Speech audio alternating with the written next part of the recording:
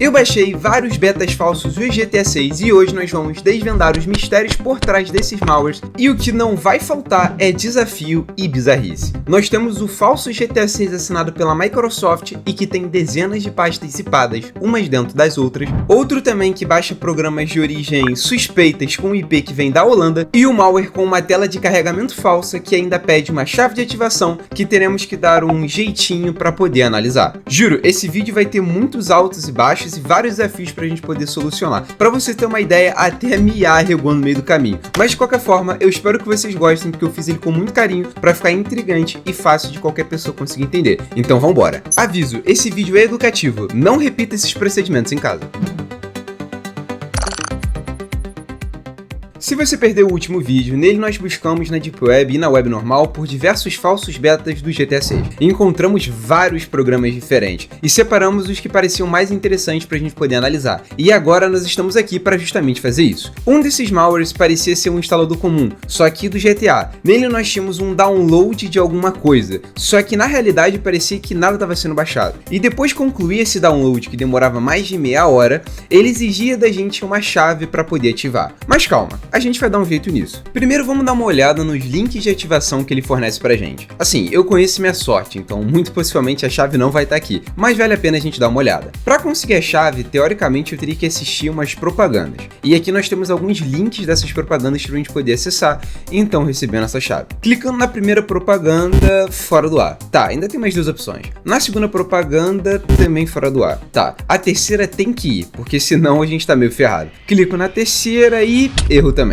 Nada funciona comigo, absolutamente nada funciona de primeira. Mas tudo bem, nós ainda temos duas opções. A primeira delas é tentar burlar a parte web do website para tentar pegar a chave na força bruta, e na outra é tentar craquear ali o malware e achar dentro dele alguma chave ou dar um bypass completo nessa ativação. E bom, eu preferiria ir pela primeira opção porque eu sou especializado em web, só que tem um leve detalhe, eu não posso sair invadindo qualquer site à toa, até porque o nosso querido amigo YouTube não iria permitir e também não é muito legal. Então eu vou partir para a segunda opção. E ela na verdade é até melhor. Ela vai ser mais divertida e vai nos ajudar também, porque o nosso objetivo agora vai ser fazer um patch do malware, ou seja, criar uma versão dele já ativada e preferivelmente sem aquela tela de instalação e download que demora 30 minutos. Assim podemos jogar ele no próprio triage, já funcionando e ter os resultados reais, dando o bypass completo nas proteções que ele tem. Para a gente conseguir ali o nosso patch, eu vou precisar primeiro fazer a engenharia reversa dele e analisar o malware. Mas antes disso eu preciso te explicar um pouco sobre engenharia reversa, tá? Basicamente, a engenharia reversa é como desmontar um programa para ver como ele funciona por dentro. Normalmente isso daria em um código super técnico e difícil de ler, chamado assembly, mas com programas feitos em .NET, a história é outra. Eles são compilados para uma linguagem intermediária que guarda muito do código original. Então, com ferramentas certas, conseguimos ver o código bem mais limpo, quase como o original que o programador escreveu. Isso facilita imensamente o nosso trabalho de perceber o que o malware faz. E bom, para nossa sorte, esse programinha aqui foi feito em .NET, então é só usar o DNSpy e tá tudo certo. Mas você acha que vai ser fácil assim? É claro que não. O DNSpy ele foi feito para o Windows, para você tentar analisar softwares em .NET no sistema operacional dele. E embora seja teoricamente possível rodar o DNSpy em o Linux, é extremamente difícil. Para criar um ambiente seguro de análise no Windows, eu tive que pagar uma VPS, ou um Virtual Private Server, que é basicamente uma máquina na nuvem rodando o Windows, onde eu vou instalar minhas ferramentas e a gente vai começar aqui a analisar. Com o DNSpy eu consegui entender como o malware funciona, e é bem simples, ele tem várias classes, que são na verdade telas, que ele usa para cada uma das ações que são performadas pelo usuário, como o download, instalação, a inserção de chave e por aí vai. E nessa tela responsável pelo download e instalação, a gente encontra uma função que sugere pra gente o óbvio. Não tem nada sendo baixado e na verdade tem um cronômetro, um timer ali rodando, que vai enchendo as barrinhas de pouquinho em pouquinho para você perder tempo.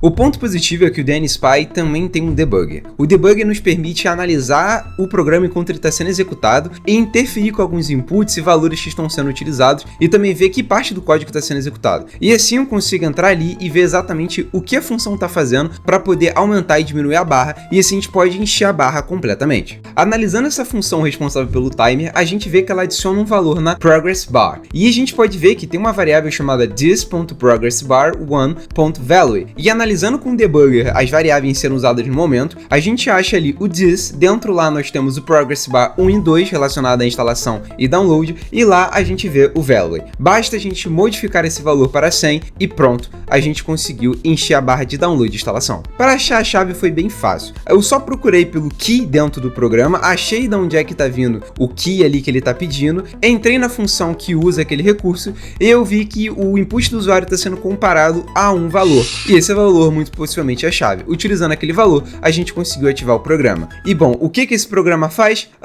Um slideshow broxante. Sério, essa parte foi muito broxante ter resultado nisso. Mas tudo bem, vamos prosseguir. Depois disso eu analisei o que ele faz assim que a gente insere a chave. E eu percebi que a única coisa que ele faz basicamente é ativar uma funçãozinha dentro de uma tela que não está visível. E eu percebi que na verdade todas as telas já estão ativadas. Elas só não estão visíveis. E quando você ativa ou clica em um botão, só torna aquela tela visível. Então, bom, perdi tempo aqui à toa. Bastava eu entrar no programa e já mostrar todas elas logo de começo. E foi isso que eu fiz. Eu criei o patch agora do malware com essas telas todas sendo mostradas logo no início e joguei no triage. Bom, eu já esperava o resultado. Nada. Isso aqui, por mais incrível que pareça, não é um malware. É só um aplicativo que te faz perder tempo e depois tentar ativar alguma coisa. E quando você vai ativar, você assiste umas propagandas e ele ganha dinheiro com essas propagandas. Então, basicamente é só um scam ou um golpe, mas não necessariamente é um malware. Depois de gastar bastante tempo e dinheiro para tentar fazer análise desse malware, eu fiquei bem broxado com isso. E fiquei bem triste também, na verdade, porque eu queria que fosse uma parada melhor. Mas enfim, eu não tenho o que eu fazer, eu não posso modificar algo que já foi feito. Mas calma, os próximos malwares prometem bastante e vão ser bem interessantes de analisar. E de qualquer forma, a gente aprendeu e se divertiu um pouco nesse processo aqui com esse programazinho, por mais que não tenha sido um malware de verdade. Outro malware que vimos no nosso último vídeo foi esse daqui, que já de início crashou meu PC com as suas dezenas de pastas zipadas. Outra coisa interessante é que o executável principal dessa pasta aqui é assinado pela Microsoft e a assinatura é legítima. Pesquisando um pouco, vimos que há um tempo atrás havia notícias da assinatura da Microsoft sendo usado em malwares, o que me chamou a atenção. Bom, vamos pro primeiro, os zips. Muito possivelmente esse zip pode ser utilizado para duas coisas. Uma, dificultar a análise, já que ele parece ser pesado e ficar infinitamente descompactando o zip, o que tornaria difícil para um antivírus dar unzip nisso tudo. E o outro é que muito possivelmente dentro de um desses zips, e a gente não sabe exatamente qual, existe algum tipo de programa que o malware chama e que possivelmente lá está o código malicioso. Então seria interessante a gente conseguir dar um unzip em tudo e comparar os resultados. Para isso eu decidi utilizar a inteligência artificial para gerar um código para mim, porque eu tava sem tempo. E bom, a inteligência artificial simplesmente não quis. Eu fiquei tipo, que? Ela simplesmente não sou programada para isso, what the f... Enfim, eu fiquei meio abismado com isso, mas depois ela foi funcionar e eu botei ela ali para rodar o scriptzinho para dar um zip. E bom, depois de alguns minutos ele deu erro. E eu fiquei, ué, o que aconteceu? E eu vi que na verdade tinha esgotado todo o armazenamento da minha máquina virtual, que eram mais de 50 GB. E aí eu comecei a ver o nome das pastas com mais atenção e entendi que na verdade que dali era um zip bomb, ou uma pasta de zip extremamente bem compactada que é utilizada para causar negação de serviço. Assim, sites que geralmente acessam ou aceitam zips podem acabar lotando o espaço deles se eles tentarem dar um zip nisso tudo. Tendo isso em mente, eu decidi mudar o foco e ir pro malware principal. E uma coisa que eu percebi, analisando ele no triage, foi que ele basicamente parece ser o instalador do .NET, aquele framework que eu falei no malware passado, o que é bem estranho. Então eu decidi baixar o mesmo instalador da Microsoft pra gente poder comparar os dois e ver qual que tá certo. Mas aí aconteceu um problema, eu baixei o errado.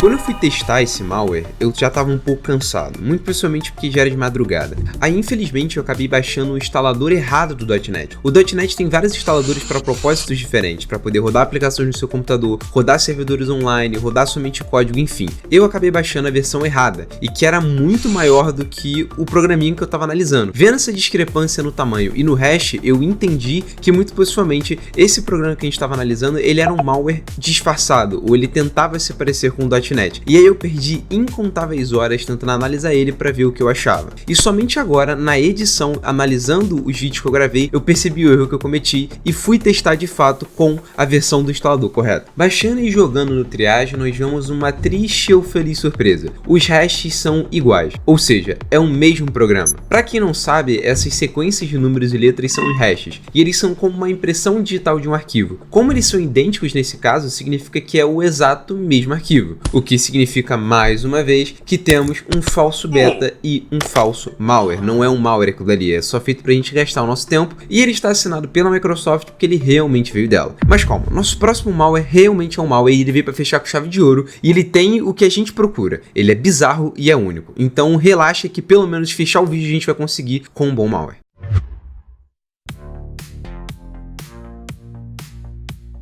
Esse último beta é bem direto ao ponto e é bem interessante analisar, então vambora. Ao executar ele no Triage, vemos algumas coisas estranhas. Ele parece um hub de download de ferramentas, sendo algumas pagas, o que me leva a crer que são ferramentas craqueadas, o que, bom, não é bem normal para um suposto GTA 6. Clicando para baixar uma dessas ferramentas, eu vou escolher o CCleaner, a gente vai para um IP também suspeito, onde baixamos esses programas. Depois disso, eu fui para a análise do próprio scanner, e nele eu vi algumas coisas também peculiares, especialmente do software que nós baixamos, o CCleaner. Ele parecia ser funcional, mas no relatório vimos que ele tenta verificar quais antivírus nós temos. Essa ação pode ser legítima, por ser um programa que limpa seu PC à procura de arquivos inúteis, mas é no mínimo estranho. Outro ponto foi o canal listado no próprio Hub. Ele existe há anos, tem vários inscritos, mas nenhum vídeo público, o que é outro ponto de atenção. Analisando o IP do download, as coisas começam a ficar interessantes. Nós vemos que o site parece ser o oficial desse malware, o Swordsoft, que é esse hub, né, entre aspas. Porém, ao baixarmos diretamente do site o programa, vemos que ambos são diferentes, o que de novo é mais um ponto bem esquisito. Testando agora o novo malware, vemos que eles são de fato diferentes. O segundo é bem mais suspeito, e ele tenta, a partir de alguns comandos, desabilitar o Windows Defender em algumas pastas. Depois ele tenta também se comunicar com outro IP parecido com o anterior, exceto pelo último dígito que é diferente. Indo para esse novo site, com o IP terminando em 61, vemos um template genérico,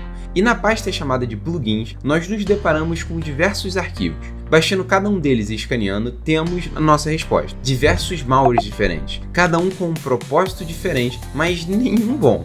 Ou seja, esse malware cria uma exceção do antivírus em uma pasta e depois disso ele baixa e executa esses malwares lá dentro. Muito possivelmente ele baixa dependendo da situação que ele se encontra. Enfim, que volta gigantesca e bem confusa também. Eu ainda analisei os IPs e ambos são da Holanda. Estão rodando um Ubuntu Server com as portas 80 e 22 abertas. A porta 80 é o servidor web que a gente está vendo e a 22 é o SSH, que permite uma conexão direta para o servidor. De todo modo, eu não brinquei muito com o site. O YouTube já é meu Deus o suficiente, eu não preciso ficar testando a paciência dele. Para resumir, esse falso beta realmente é um malware e ele baixa malwares diferentes no seu computador. O primeiro parece baixar partindo de programas craqueados e o segundo ele já é mais direto, ele só tenta baixar os malwares de forma mais espontânea, sem muita enrolação. Mas ambos realmente tentam ali danificar o seu computador. E enfim, finalmente um malware que é malware, né? Porque eu já tava de saco cheio.